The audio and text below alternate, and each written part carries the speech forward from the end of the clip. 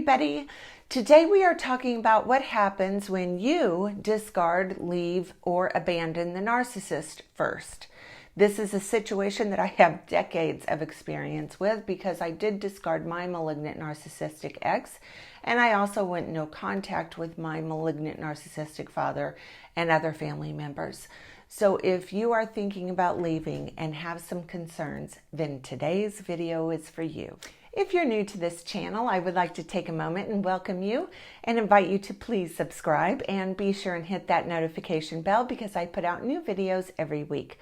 Also, if you are interested in private one-on-one narcissistic abuse recovery coaching with me, please visit my website or send me an email. Both are linked in the description below. So today we are talking about what happens when you discard, leave, or abandon the narcissist. First of all, let me start with saying this will not be in any way what happens if you were to leave a partner who you were in a normal, loving relationship with. You are dealing with a narcissist, and these people interpret you leaving completely different than a normal person. So let me first say that the narcissist does not see this coming. I don't care if you have told them for years that one day you will leave. If they don't change, I don't care if you have warned them and warned them and warned them.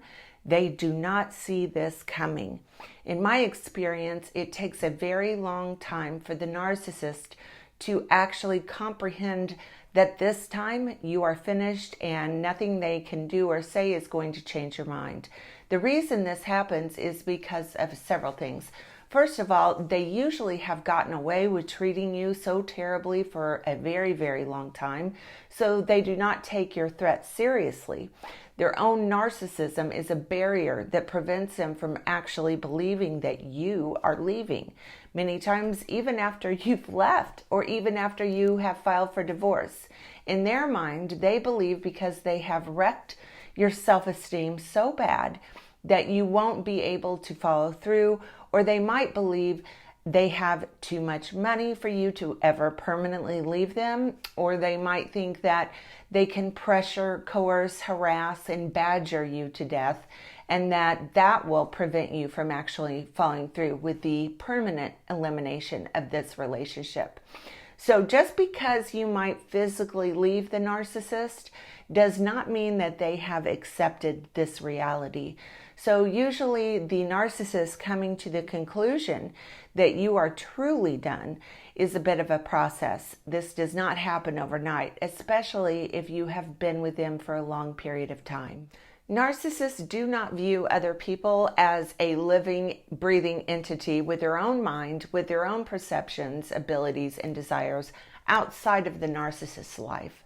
Narcissists view other people, even their own spouse and children, as belongings, property, assets that are extensions of themselves.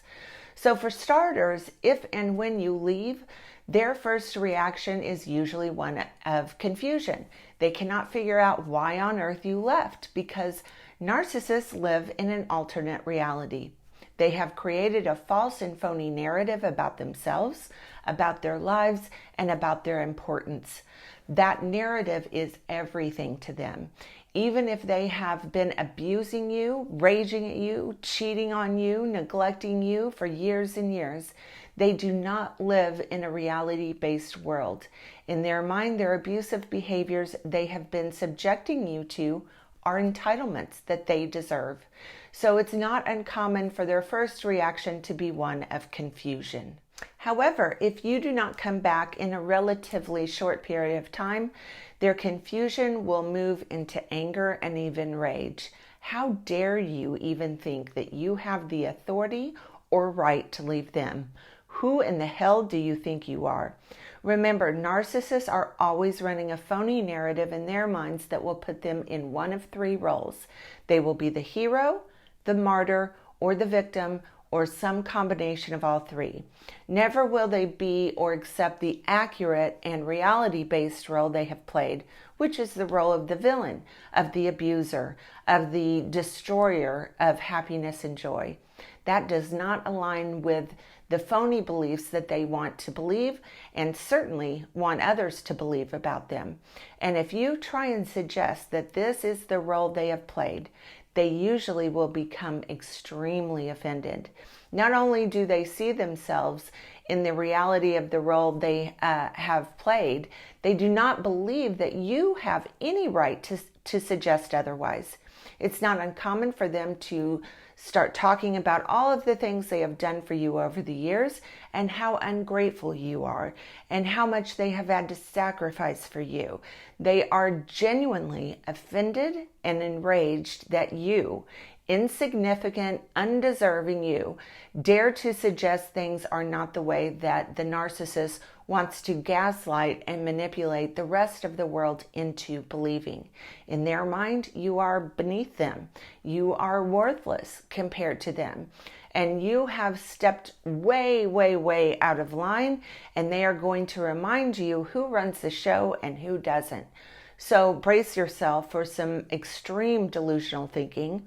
Brace yourself for rage, contempt, and disgust. And brace yourself to be devalued, degraded, and marginalized. If this doesn't work, and if the typical guilt trips and gaslighting do not work in persuading you to come back, if they are really, really, really backed against the wall, then they may express that they didn't realize you felt this way, and that now that they do, they will change. They will usually try and get you to pity them, talking about how abusive their childhood was or how they were mistreated and how that has led them to behaving in the manner that they have. They will definitely go for hitting your pity button, your empathy button, your compassion button in order to manipulate you into coming back. This is usually a very vulnerable time for the victim. If you are being subjected to this blatant manipulation tactic, you must be strong. It's critically important that you stay grounded in the reality that you know is true and not give in to feeling sorry for them. Pity is a very powerful tool, and no one knows this more than the narcissist. However, usually people who end up being with a narcissist have extraordinarily high levels of empathy. We are usually people pleasers who do not want to see anyone suffer, even if that person is our abuser. Many, many, many, many times people have had traumatic childhoods and do not choose to become abusive. Their abusive behavior is a choice. You must remember that. So do not allow yourself to be manipulated by the new storyline of poor, pitiful them, because it's a manipulation tactic, plain and simple. And the narcissist has no intention of actually changing and actually holding themselves accountable for their deplorable and abusive behavior. The only thing they are thinking at this point is how to get you back playing the role that they have given you as quickly as possible. They are also saying these things because they are backed into a corner. So please do not believe the sob story, the poor me story, because abuse is an absolute choice, one that they know and have always known what that was wrong, but one of they believe they are entitled to. And the truth is, they do it because it makes them feel better, and they do not care about the trauma they are inflicting onto their family. So please do not fall for this one. If the guilt and pity trips don't work and you still have not come back, then usually they will start to feel really threatened. This will start to cause a massive narcissistic injury, and when that happens, it can turn downright dangerous for the victim. So at this point, you will usually be subjected to threats, blackmail, rage, and a series of coercive control tactics. So they may threaten that they will leave you homeless. They will take the kids and turn them against you, and you will have nothing. They may threaten members of your family of origin, suggesting that they are in danger if you don't stop and that it will be your fault. They might threaten they will take the kids and move. They may threaten you that they will tell the world your darkest secrets and ruin your reputation. And they may give you a taste of some of these things if you do not bend to their demands. You may wake up to your car being destroyed, or you may go into work one day and have someone report you and accuse you of things you did not do. You may very well learn that really terrible rumors are being spread about you throughout the community. So you must remember, you are dealing with a human being who does not have a conscience. So they are able to do horrible things to you, your kids, your family, and your reputation. You may have them try to set you up for a crime you didn't commit, which is what my ex has done to me for many, many years.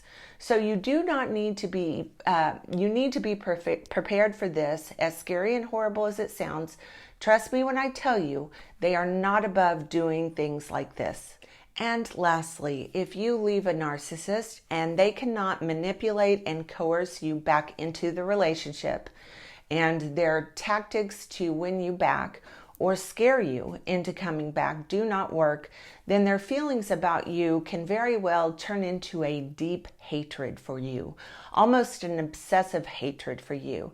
They can become fixated on trying to even the score, even though all you did was not want to have a life with them and be subjected to their abuse for the rest of your life. They genuinely see this as a betrayal and a decision that you were not allowed to make. They believe that they are the ones that tell you when it's over. You took it upon yourself to put yourself into a position where you are as powerful as the narcissist, and that is not allowed.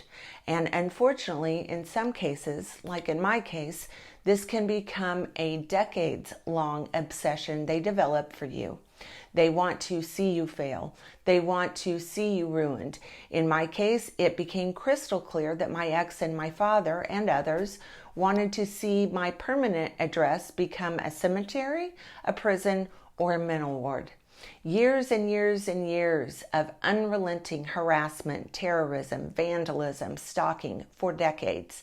They do not want you to move on. They have developed an obsession and a hatred for you that seems to control them. I would not wish on anyone to live through the horror of what I have been subjected to years after the divorce was final. My divorce was final in 2006, and up until my son's 18th birthday, there has been an unending effort on his part to cause drama, chaos, and trauma to my life. He has tried repetitively to set me up for crimes I did not commit. He has tried to harass and terrorize me to the point of insanity. His devotion to the destruction of my life seemed unending. This is one of the reasons that you will hear me say, if you are trying to end a relationship with a high spectrum malignant narcissist or sociopath, try to get them to discard you first. Try to make them believe they are the winner. Try and make them feel as though the breakup is best for them, because nothing on this earth is more important to these people than winning. So try to come up with creative ways that you could possibly get them to discard you, or at the very least to believe this breakup makes them the winner. You want to try and avoid as much post-breakup harassment as humanly possible. All right, that's going to do it for today's video. If you like this video, please give it a thumbs up and please subscribe to my channel. Also, follow me on my other social media platforms. They're all linked in the description below. Thanks for watching, everyone.